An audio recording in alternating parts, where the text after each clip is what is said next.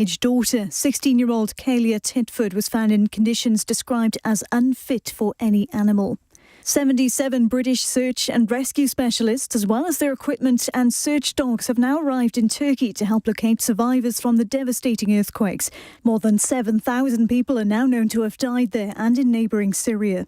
Rishi Sunak's carried out a big shake-up of Whitehall, which includes the creation of a new department for energy security. The Prime Minister says it'll help cut household bills. In the city, the FTSE 100 is closed up 28 points at 78.64. The pound buys $1.20 and €1.12. LBC weather, fog slowly clearing tomorrow, followed by clear skies. Cloudier and breezier in the north, with some rain pushing in from the northwest and a high of 10 Celsius. From Global's newsroom for LBC, I'm Charlotte Morgan. This is LBC from Global, leading Britain's conversation. Cross Question with Iain Dale. Hello, very good evening. 8 on LBC. Welcome to Tuesday's Cross Question. With me on the panel are Layla Moran, sitting to my left, Liberal Democrat MP for Oxford West and Abingdon. She speaks for the party on foreign affairs and international development. Next to her is Ben Bradley, Conservative MP for Mansfield and the leader of Nottinghamshire County Council. To my right, Henri Murison, who's Chief Executive of the Northern Powerhouse Partnership. He'll tell us what that is in a moment. I think we can all work it out, though. Jeff Norcott, he is a comedian. He's going to be very, very funny over the next 60 minutes, aren't you, Jeff? Strap yourselves in. That's what you're here for. And he hosts the brilliant What Most People Think podcast, which you can subscribe to on Global Player. Now, we've got some questions coming in, but we'd love more. 0345 6060 973. You can text 84850 and say, Alexa, send a comment to LBC. Henry has done his usual one, saying he loves me. Well, that's nice, I think. But you can also watch us on Global Player. Call 0345 6060 973. Tweet at LBC. Text 84850. Cross Question with Iain Dale. This is LBC. Right, let's kick off with Martin in Doncaster. Martin, what's your question, please? Hi. Hi, Iain. Yeah, the question is was Lee Anderson made Deputy Party Chairman today to silence him? I think you'd have to be fairly brave to silence Lee Anderson. But Ben Bradley, I saw a tweet that you sent out welcoming Lee Anderson's appointment. What did you say? Hero? Hero. There's no silence. Is that like ironic? No, he's a good egg. But Lee, I mean, fundamentally, he is of his constituency. He's born and raised there. His parents there. They work down the pit there. He is absolutely authentic, and he is who he is. And I think Parliament needs more of that, if I'm honest. It's so rare that you get somebody who stands up and just says what they think, actually. We read from the script, or you read the lines, or whatever. Lee says what he thinks. And I think, actually, if you want a Conservative Party that reflects the country and reflects the seats that we represent, which are increasingly, working-class seats in the Midlands, in the North, places that we've not represented before, you need people like Lee, because Lee speaks to those people. I'd love to read you out a comment that a very right-wing friend of mine sent to me on WhatsApp earlier, but I can't.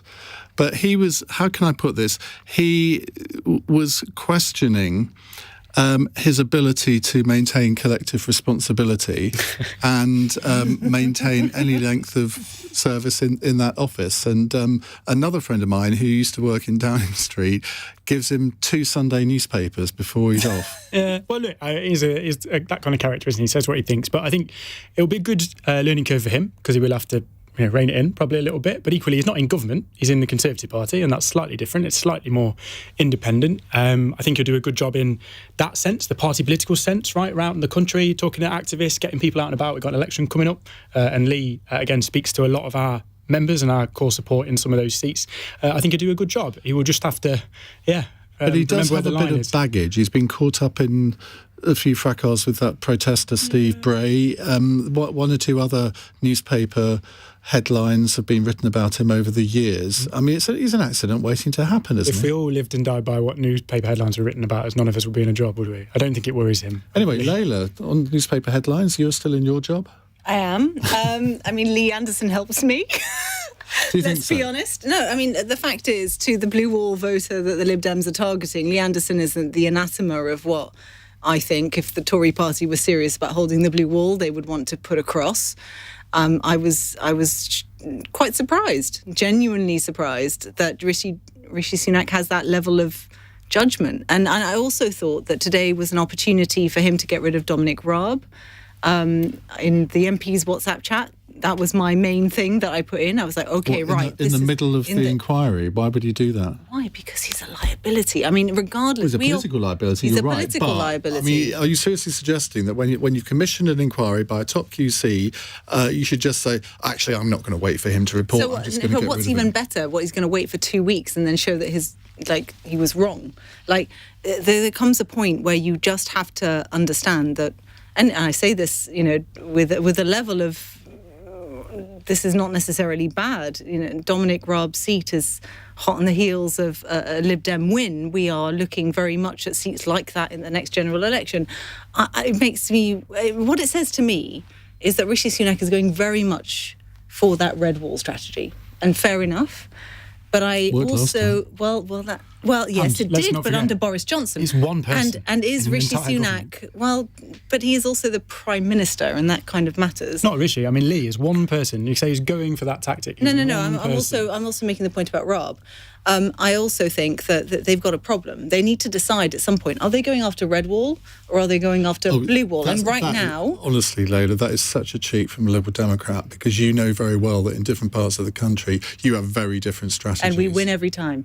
And so... but this is... seats, isn't it? But in by-elections, we win every time, and every single Lib Dem win is basically a by-election. But on this, what it says to me is that Rishi Sunak is playing to the party and not the country, and that is fundamentally the problem with Rishi Sunak. Henri Murison, now you're not particularly political in your job, I imagine, but, I mean, Lee Anderson represents a northern seat. You're the Northern Powerhouse Partnership. Isn't it great to have him as Deputy Chairman of the Conservative Party? Well, I mean, we were discussing this before we came on, because obviously Ben's a bit touchy about this northern thing, because technically that part of the world is the East Midlands, and as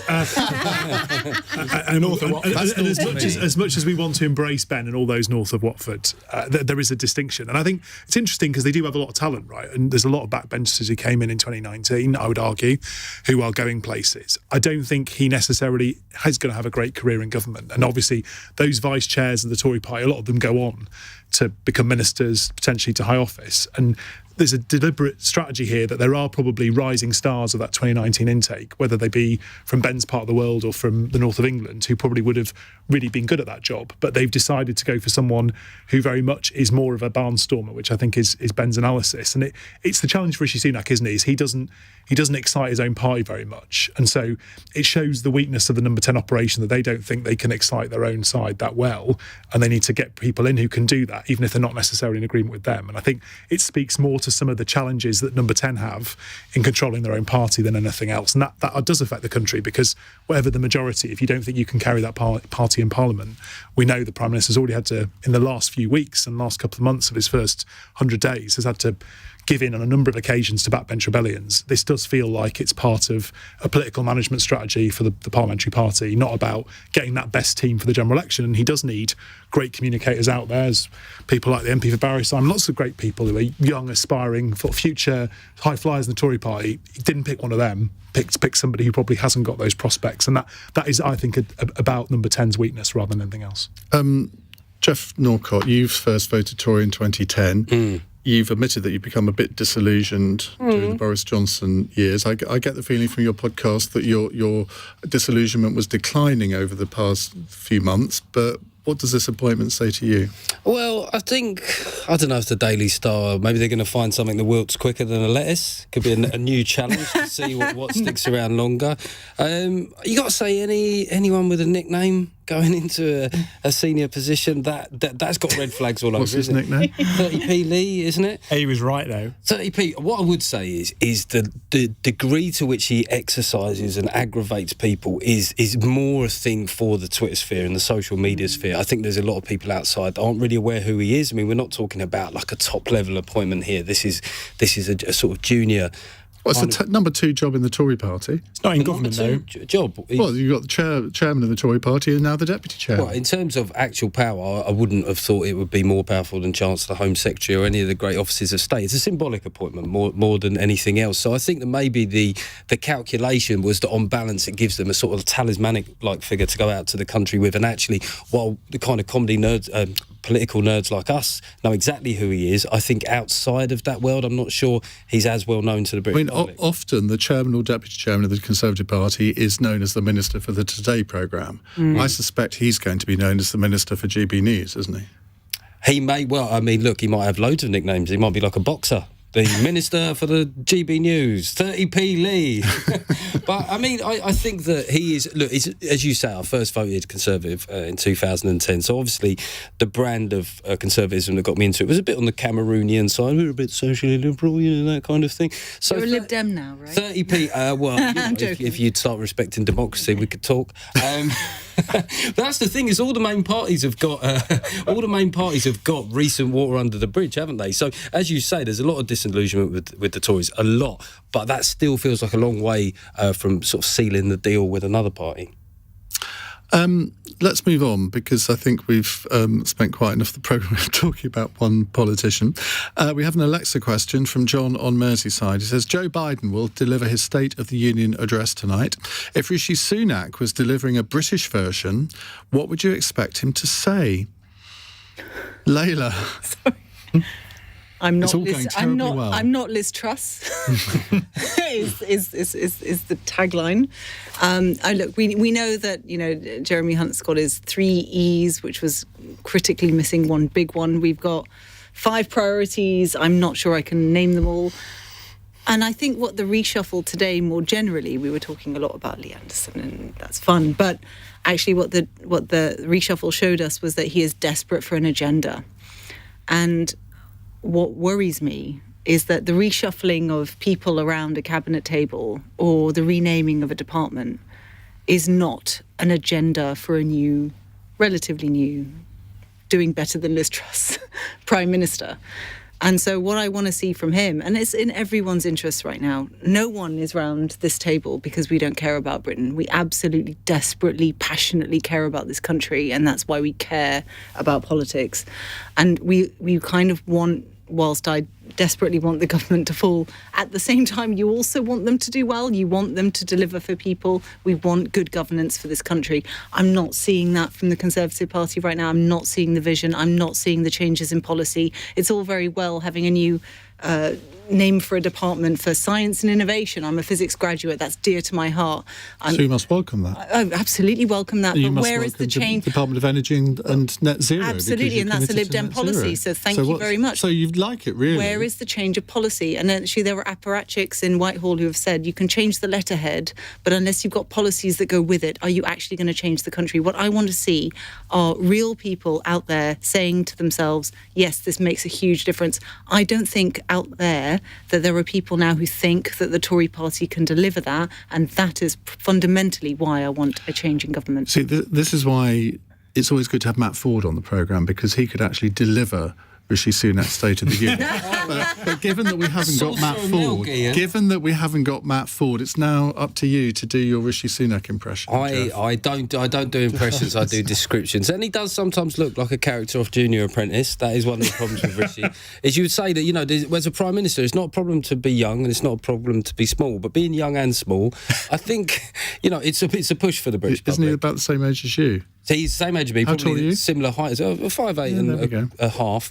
I think maybe if he was doing maybe it'd be an absolute State of the Union address. But I agree actually with some of what Layla was saying. I think that he has a knack, when recently the country were looking for big answers and his answer was maths, and then he comes up with a reshuffle when really nobody thought that was imminent or necessary. So I do think in terms of big policy, there's time to do things that are eye-catching. I mean, when you're rearranging departments when you might only have less than 2 years in government, it sends out the message to the public, I think, that you're a bit distracted maybe and focused on the wrong things. I keep wanting to call you Henri because you spell your name with an I, not a Y, but it is Henri. Yeah, French Northerner, so that's an unusual combination. Okay. The worst possible mix. State of the Union.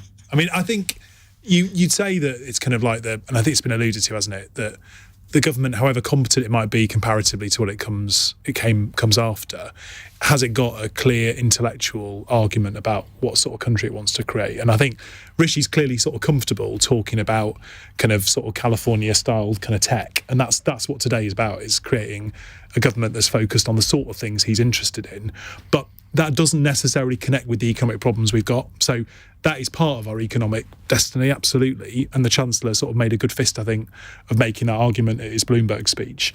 But there is a lot more that needs to happen. And there's a number of things holding back the UK economy that I don't think this government has got a grip on yet. And clearly, part of the government wants to give people like Ben and his colleagues in the East Midlands, people like Andy Burnham, people like Ben Houchin, more power to take on the kind of the practical challenges that face the country. Because the challenge is all these Whitehall departments, and we can change their names, they largely struggle to make an impact, and they spend money on things and then they change their minds. They don't stick to anything.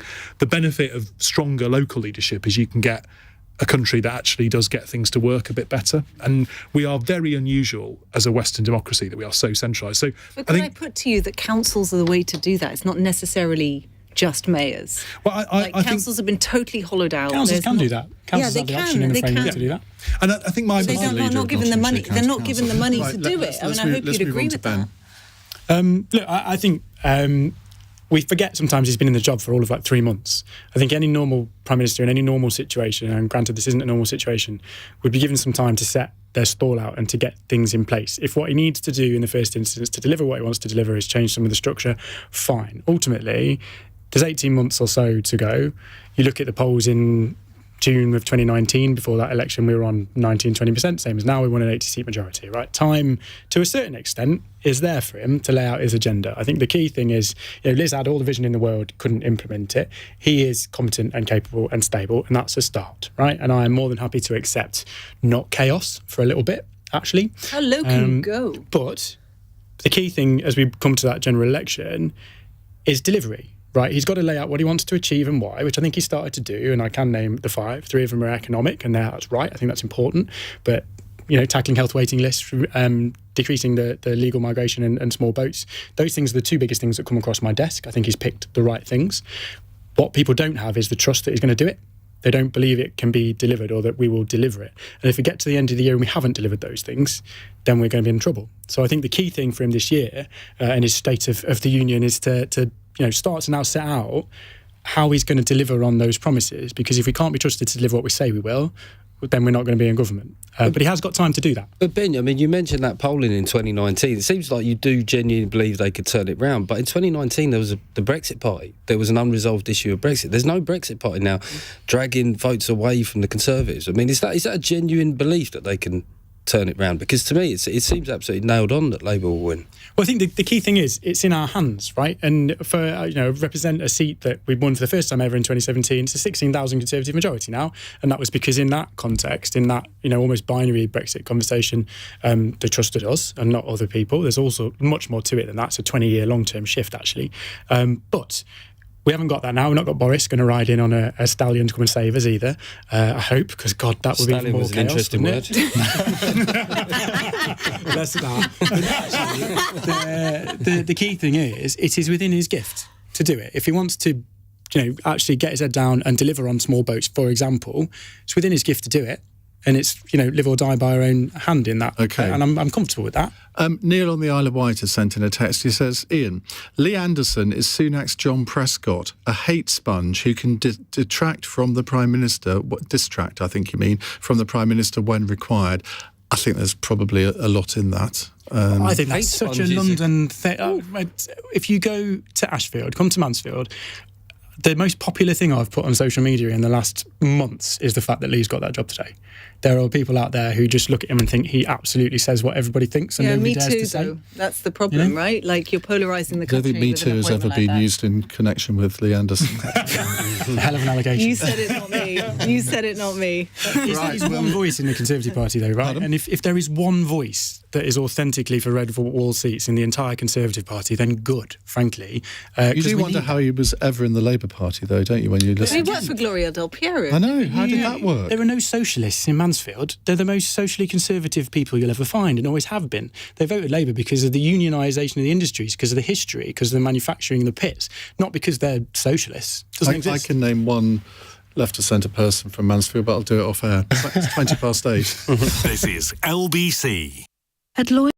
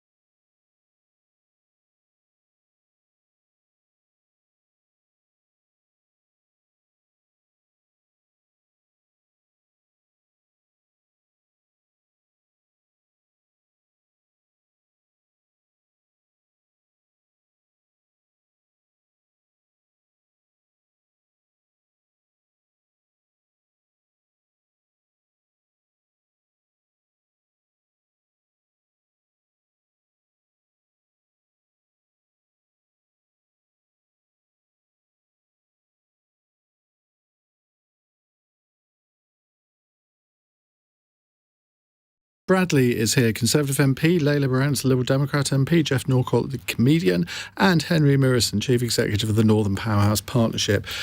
Tell us, in about a 30-second elevator pitch, what the Northern Powerhouse Partnership is, what you do. So we're there to campaign and champion for the North. And George Osborne remains our chair. We bring together lots of business people, also Labour politicians who are all sort of united by that same vision. And obviously kind of governments change their minds about what they want, but that closing that divide between that part of the country and the south, but also other parts of the country that have got those big divides, I think remains and has, if anything, become a bigger theme over the last It's sort of decade. fallen off the agenda a bit since George Osborne left government, hasn't it? It keeps coming back though, right? And it's got Govan, the Chancellor, now banging that drum. And it's also got Gordon Brown, right? He was not like great into devolution when he was Prime Minister, but he's had a kind of road to Damascus conversion. Yeah, so I mean, it's sort of, I think you struggle to find any kind of sensible, sort of moderate centre ground politician who doesn't think it's a good idea now. And that's because it is a good idea. We just need to actually do it rather than just talk about it. But it's the same with localism, isn't it? And drug reform. Everyone agrees with that. When they're not in power, they get in power, do nothing about it, and then when they come out of power again, they start banging those drums again. And that's why you should vote Liberal Democrat, because we mean it. Oh, my God. Really mean it, It's honestly. not an election yet, Layla. Which you ought to be set grateful that for. up for me, Given Ian. that you're 7, 8, 9% in the polls, you ought to be grateful there's not an election very soon. No, I think we're desperate for an election. We're going to do very, very well. Just out of interest, which drugs are you going to legalise?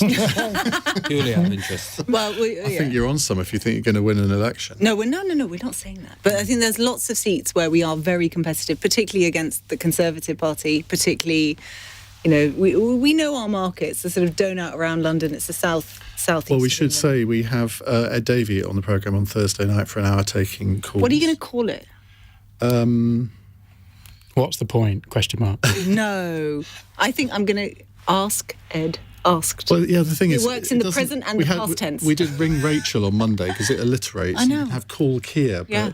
But, Dial Davey. Dial Davey, Corey. love it. Dial Davey, Very nice. perfect. Not so Dial sure about Davey, that. Thursday. Right, let's go What on to- time, Ian? 8 o'clock to 9 There you o'clock go. Thursday busy night on LBC. Sean is in Mill Hill. Hello, Sean. Hi, how are you, Ian? Very well, thank you. What would you like to say? Okay, why is it that the likes of BP and Shell, who are declaring absolutely shocking level of profits, paying very little tax, they are spending billions on buying back their shares, they are spending billions on giving it to shareholders, they are giving bonuses to their executive, and there is absolutely no talk of inflation. Why is that? Henry. Well, the government is taxing them. You can argue about whether it's giving them back too much of relief on investment and whether they could have been harder. But I think the challenge, isn't it, is the sharing of the pain. And if Shell were here, they would say, well, they lost some money, right, during the pandemic. So they've had bad times and good times. But these times, I think it's their biggest ever profit was announced, wasn't it? So I think the challenge for any kind of government is that these kind of windfall taxes work if you do them for a short period. But is this going to carry on? I don't think actually gas and oil prices are going to stay as high as they were last year consistently. So it looks like it was an aberration. But I think it's very likely that over the next 20 years, because we are going into a period where we're going to need less hydrocarbons, we are going to have these big price spikes. So we're going to have to find a way to redistribute those very large profits they may make from time to time. And I think the world's going to talk about, should we be buying big buffers, right, of oil and gas so that we're not so subject to these things. I think there were people talking about that before the Ukraine crisis, and there's a lot more people as we start to see prices fall who'll think actually governments and globally we need to have arrangements to deal with this, because the damage that's been done to the British economy and was done last year could have been avoided if we'd even had better gas storage, right? And that's a critique of the current government. They let far too much of that go, and we became far too dependent on interconnectors and other things which do work, but they certainly don't deal with price inflation and price spikes. And that has definitely, for larger businesses but also for households, had huge impacts on our ability to continue to function, and shown how vulnerable many households were to relatively sort of what should have been relatively benign movements in one particular commodity. Well, actually, that's had a huge impact on the cost of living for huge numbers of people. We've got to find a way to solve that problem. Just allied to this, Dave has sent in a follow-up question on Alexa. Should we celebrate BP's success as a British company?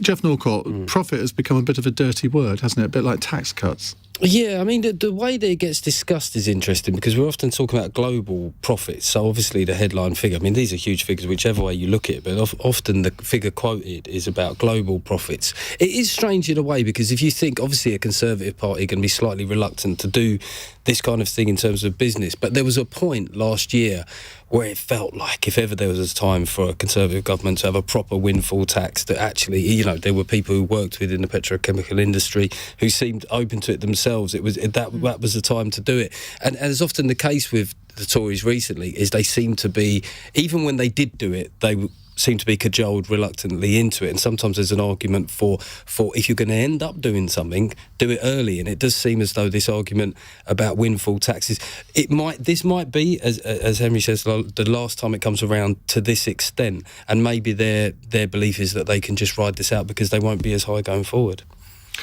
But do you think that, Liz Truss, and we might have a question on her later, you never know, in her article on Sunday, she was essentially saying that no one's putting the argument forward for free markets, for free enterprise, for tax cuts, and all the rest of it. And it's got to the point in our society where profit is considered a dirty word. And if you talk about tax cuts, it's as if you're sort of somehow giving money to the rich all the time. And this is a narrative that, for the right, I think is quite dangerous. Design your tax policies to give the tax cuts to the rich. That doesn't help that debate, though, does it? No. So, I mean, that's the problem. I mean, that's the Liz Truss issue. I mean, there are ways to do it, but she didn't do it that way. Look, I was thoroughly against the raising of the corporation tax rate. And often if you say that, people will then come on and say, well, you want to give it to billionaires? You're like, no, I want us to have a thriving economy where businesses want to operate here, where people want to invest. And ultimately, my main thing is that people have jobs. That, to me, is one of the main functions of government, is to have a buoyant jobs market. Luckily, somehow, we still do have that at this point. But I do think with that corporation tax hike, I think that is one of the big things that we'll regret in 3 or 4 years' time coming out of the Truss era, was that was jettisoned. Layla and Ben will answer this question in just a few minutes' time, but we need to get the latest news on LBC from Charlotte Morgan. It's 8:30.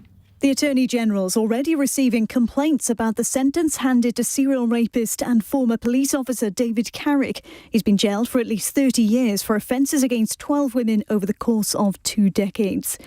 A large group of British search and rescue specialists are now using their equipment and search dogs to help find survivors of strong earthquakes in Turkey.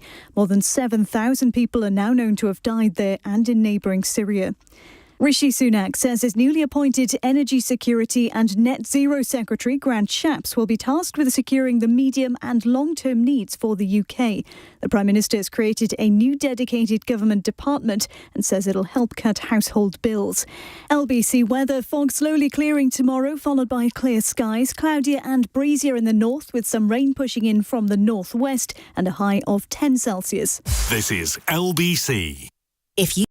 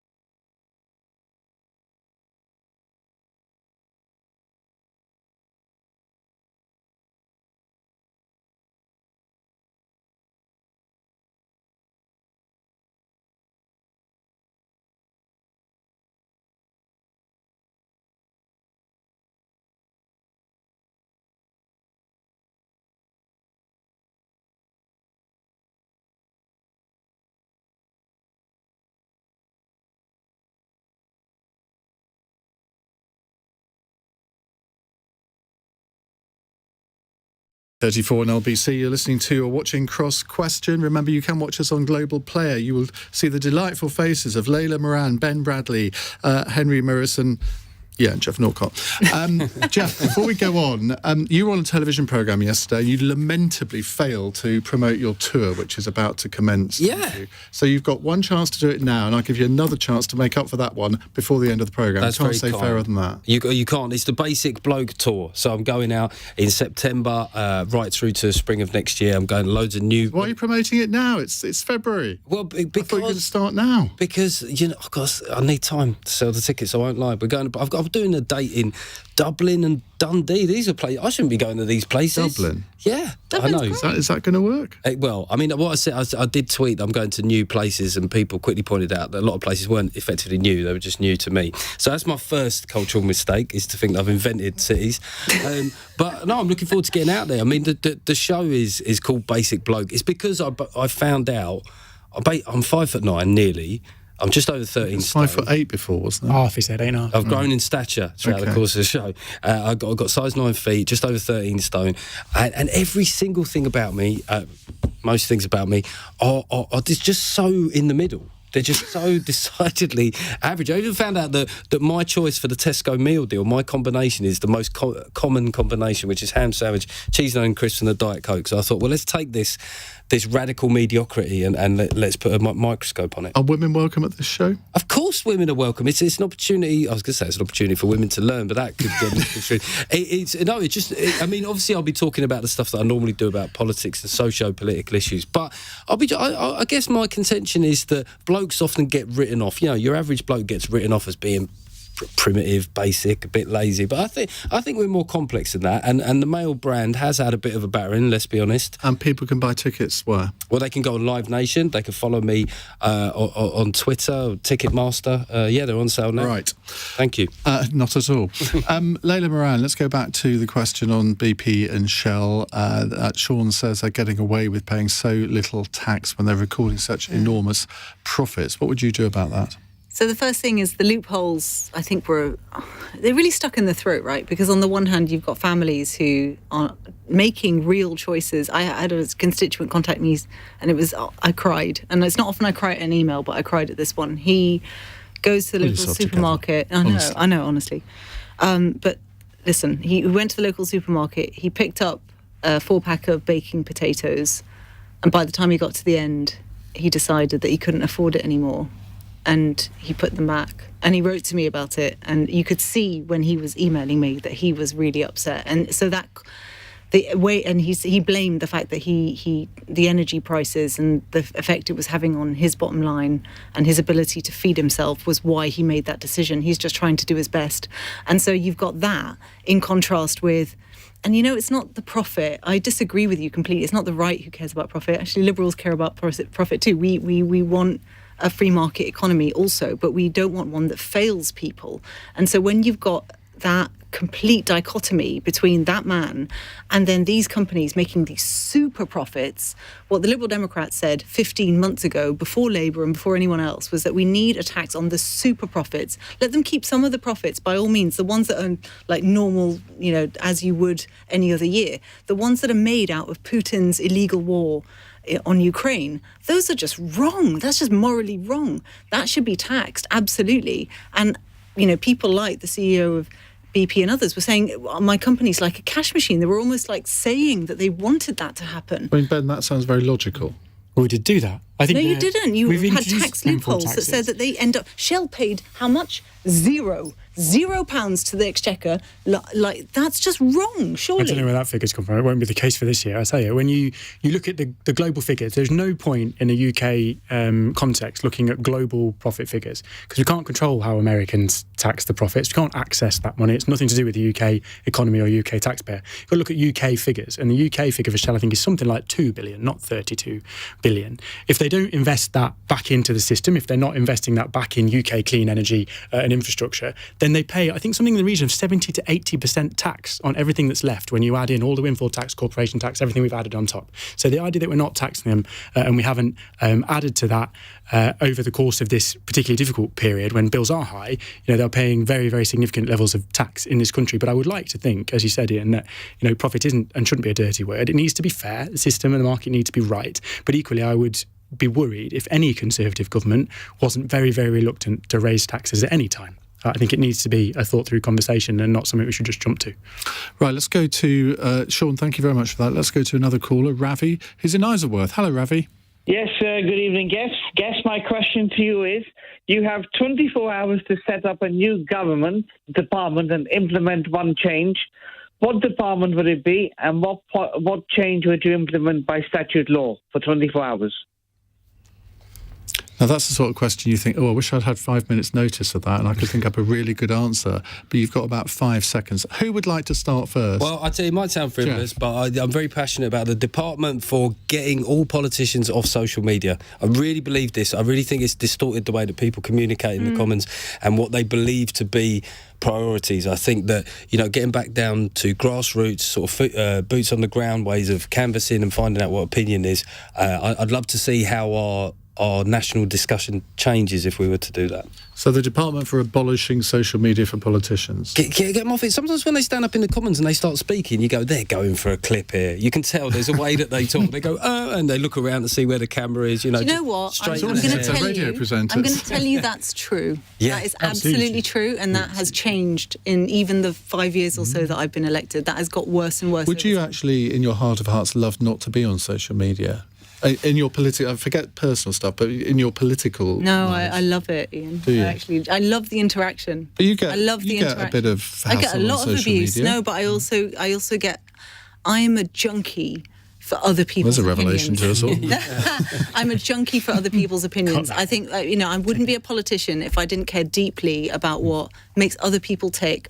And so to answer your question, I was a teacher before I was an MP. I think it's very similar. Like, all I care about is getting other people to meet their opportunity and be what they want to be. So for me, it would be like the department for valuing people. And the job of the department is not to set them targets, is to encourage them to set their own targets. And then the job of the government is to serve them. Bit like Department for Levelling Up. Well, yeah, but it'd be liberal, so it would work. Ben. Paint it yellow and it'd be better. Apart from painting things. Winning here. Yeah, absolutely. Lib Dem's got 400 votes in my constituency last time. But I would have the department for scrapping government departments. I think I would have the department of keeping government's fingers out of stuff it doesn't need to be involved in. And I would have a Secretary of State who spent his 24 hours going around all the other departments, telling them what things they could devolve to local places, what things they just shouldn't be doing because it's not your job. And we'd end up actually in a place at the end of that 24 hours where perhaps we had something a bit more sustainable financially, and we'd end up with some people with a bit more personal responsibility as well. And we might end up with something that resembles a Conservative-run country. Unlike we have now, you mean? No comment. That was almost Lee Anderson-esque there. Henry? I was going to steal the Neil O'Brien idea. So he had the idea of getting rid of these funding competitions. Another one yesterday, which was to fund cycle lanes and active travel. As wonderful an idea as it is, but people like the council leader over there in the corner will have to bid in for that money. So I would have 24 hours be enough time to end every single funding competition, work out how much money there is. Amen. And just give it to people to spend, rather than like we did. It cost 27 million quid for people to bid for the Levelling Up Fund. And some members of the Cabinet had already decided about half the people who bid weren't going to be allowed to win because they'd already won, but they didn't tell them until they'd already spent all the money bidding. In fact, some of that was the government's own money. So, it's absolutely scandalous. And I do agree, there's an irony here, the kind of, whatever your political view, the challenge for lots of Conservatives is that actually the size of the Whitehall machine, we have hundreds and hundreds of people who just in Michael Gove's department who just give out money to councils and basically mark homework. They're the teachers of central government, and I just think all of them should just be sent out and work in places like Nottinghamshire and other places. In defence of teachers, just for one second. But marking homework marking homework isn't the most important job. Of course, that's what you're not supposed to do. The problem is we have people who could be doing something useful, doing an activity that actually is not particularly useful. So I think there is, you can't do a long 24 hours, and you certainly shouldn't set up anything new, but you could stop doing things that are a waste of time. Well, can I congratulate you all on your answers to that question? Because that's the sort of question where sometimes you have, and none of the panel can think of an answer, but you all did. You all stepped up to the mark. So I'm really, really pleased about that. What would Matt Ford say armband?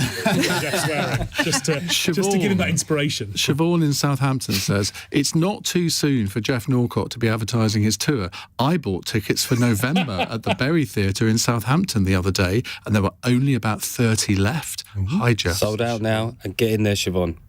Well, I'm doing some gigs in march. One in Leeds on March the 4th with Jackie Smith, our For the Many Live little tour. Is he the one who called me fat on the radio? Yeah. And on the 11th of March in Norwich. So should you wish to come to those events, you can find tickets at forthemany.live. So you're saying your competition now? Yeah. That changes Hang on, everything. Jeff sold out a year in advance, Ian. What about We're what about struggling. you? We haven't quite got his comedic abilities, if I'm honest. Right, we will move on to more questions to our panel in just a moment. It's 8:45. LBC. We've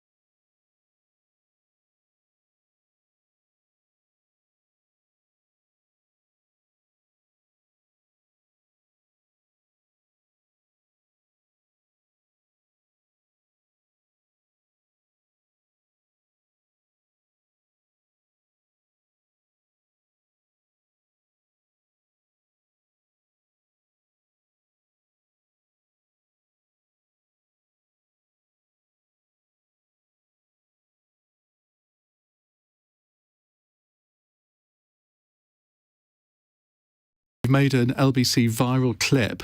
They've just put one out. Comedian Jeff Norcott is passionate about getting all politicians off social media. So there you go.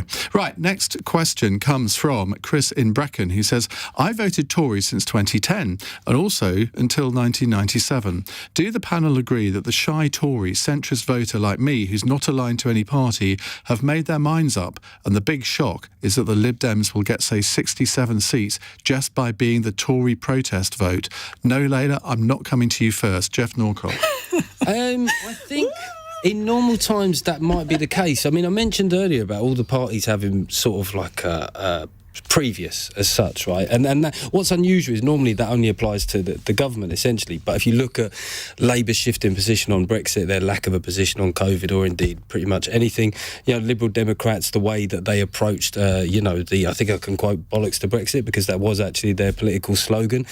So it's tricky, when a lot of Conservative voters will be disillusioned, but then you look at the options and there's all reasons why perhaps you think, well, none of that stuff was that long ago. I think that the Lib Dems will do really well in the local elections coming up. I think they'll do really well in every by-election that happens until the next election. I think 67 seats feels a bit long. I don't think it'll be that many. See, I think there are a lot of people in Chris's position, people who were quite happy to vote for David Cameron in 2015, probably reasonably happy to vote for Theresa May, but over the past couple of years just feel, I don't think I can. But then they look at the other parties and they aren't necessarily convinced by Labour, though Labour are doing well in the polls. And then, as just says Layla, they get to the Liberal Democrats and think, well, I do kind of, they seem perfectly nice people, I kind of agree with some of what they say.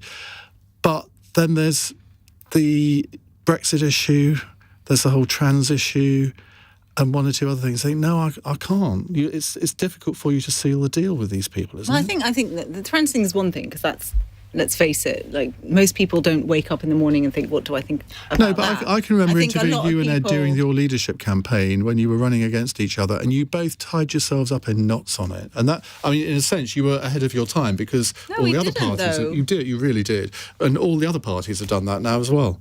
Well, we have one position and we've stuck to it all along. And I think actually what the Liberal Democrats are good at, and we skated over it a couple of times in questions earlier, we believe in localism. It is a liberal ideology to believe that actually power should be devolved away from Westminster, and that our job as parliamentarians, our job as Parliament, is to help people achieve their potential. And I think one thing that the Lib Dems haven't done enough of, actually for a very long time, is make that really clear. Our job is to help others get on. Levelling up, we invented it. That is very much a Liberal Democrat position. And so when it comes to the next election, I think, yes, people are looking at the Tory party and they're looking elsewhere, and that's for the Tory party to sort out. But I would also urge them to look at what it is that we care about. And one thing we desperately care about is that local community. We talk about, liberty is in our name, so that's there. But also we care about community and the way that the who doesn't? I mean, everybody around this table would agree with liberty and community. Nobody's going to argue against that. Well, good. Well, then they should vote Lib Dem then, because that is what we are all about. But then there's the other side of your name, which is Democrat. And look, I'm not. I voted Leave, but I'm in no way ideological about Brexit. So if at some point there's another referendum and people vote to go back in, then I would accept that. But your position. Yeah, but that's literally what we said. Your position seems to be that you would rejoin unilaterally without no. No, and honestly, that is not. I'm a Europe spokesperson now, so I can tell you that is not the plan. The plan right now is we reckon Brexit's done. And actually, most people out there... Let's just leave it there. Most people out there don't We've only got 8 minutes left, and this. there's a very important question coming up. Ben? Yeah, I mean, interesting that the Lib Dems invented levelling up, because I don't imagine they've ever had an MP, and they don't have many councillors in some of the most disadvantaged parts of the country. I mentioned earlier they got 400 votes in my parliamentary constituency last time. I mean, they've shot it with most Leave voters, shot it with most socially conservative people. I said to you before that, places like Mansfield, Labour history are socially conservative communities, and there aren't many Lib Dem voters there. So I think 67 does feel a bit long. I'd be surprised if they were genuinely contesting 67 seats that were winnable. If there was a third party in my part of the world, it wouldn't be the Lib Dems, it'd be Reform, or it'd be somebody to the right of the Conservative Party. And that's the fact of it. I think country's very divided, isn't it, in that sense? I've no doubt the Lib Dems will do well in the marginals that they genuinely contest, and I think you're right about in your analysis of that kind of middle ground Camerooni Tory, but I think that only represents a part of the Conservative. Okay. Henry?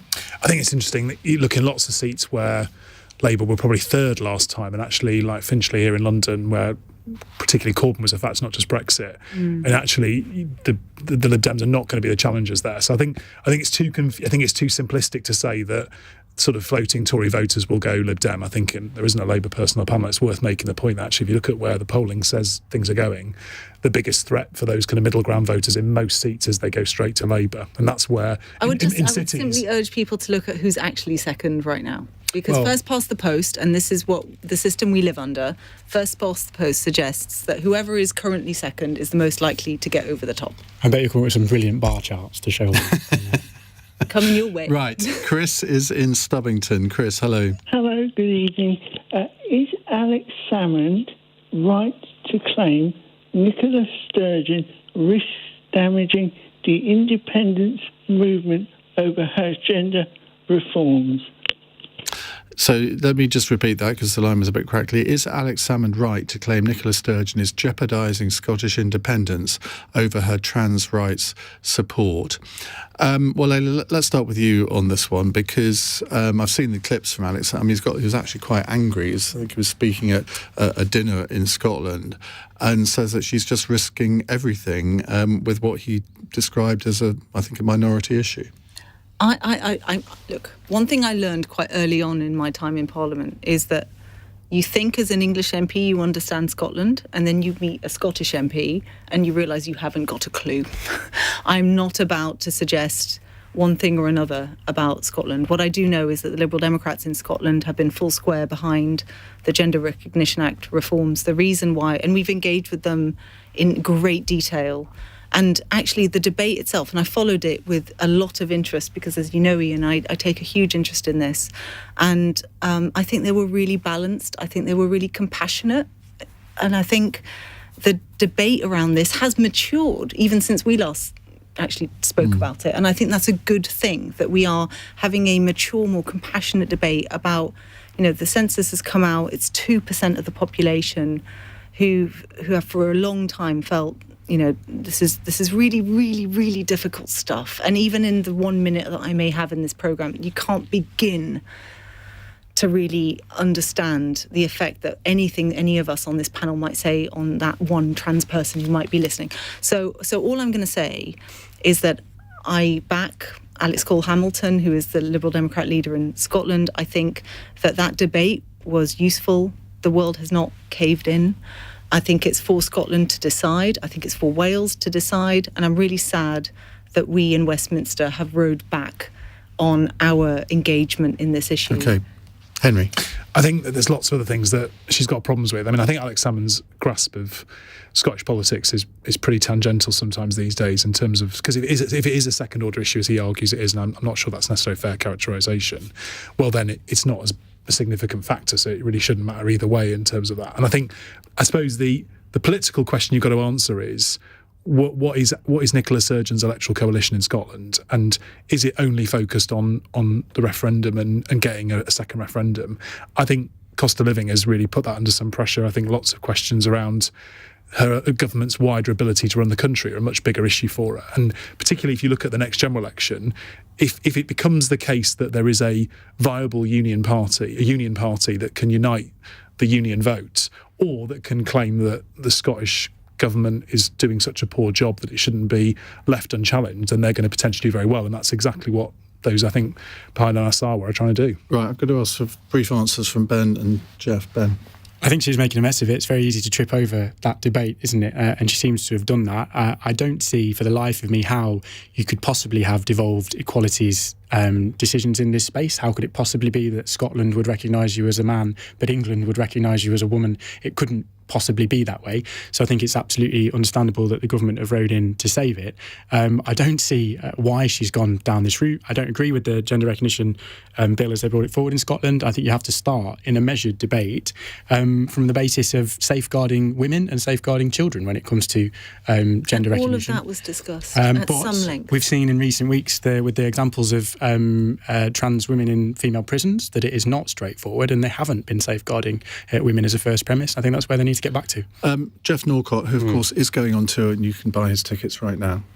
Look, I mean, there's been movement in the polls in terms of independence, quite a big swing towards a no vote. I think for anybody, whatever you think about Nicola Sturgeon, she is a brilliant communicator, and to see her embattled and sometimes in a way lost in a paradox of her own making. You know, she's now having press interviews where she's avoiding using pronouns.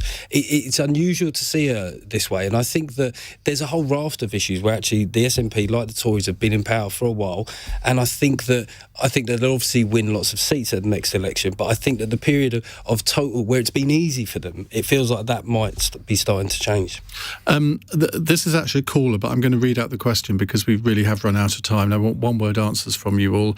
This is from James in Hitchin. Charles Dickens was born on this day in 1812, but will artificial intelligence make the Dickenses of the future redundant?